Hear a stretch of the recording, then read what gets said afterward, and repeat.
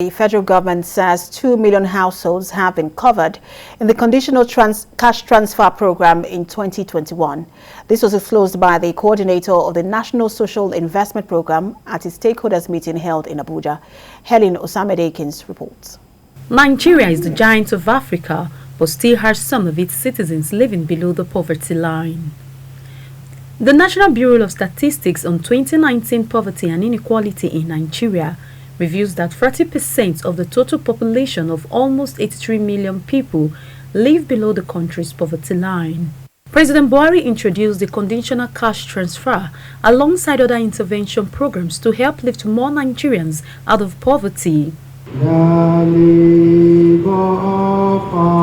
Here at this meeting, the department charged with the responsibility of carrying out this intervention says over 10 million applications were received for the year 2021. Of this number, it was able to cover 2 million households in a conditional cash transfer program, with each household receiving a monthly 5,000 naira.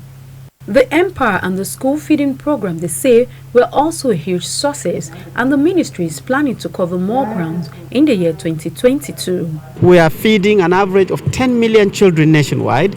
By the end of 2021, there were only 2 states that were not onboarded, Kwara and Bayelsa. But I'm happy to report that even those 2 states are now aligned, so we are nationwide. Under the Empower, just the graduate program, we have the ones that we have graduated, batches A and B, which is 500,000 young people.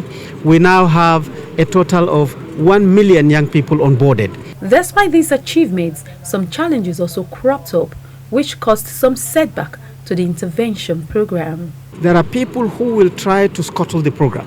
There are reports whereby we see schools that don't exist are actually reported. We find this and we drop it. There are situations where schools, number of pupils in schools have been inflated. We again catch those. There are areas where the cooking is not taking place and then we are paying cooks. We also checkmate those. The federal government in 2016 established the National Social Investment Programs to tackle poverty and hunger across the country.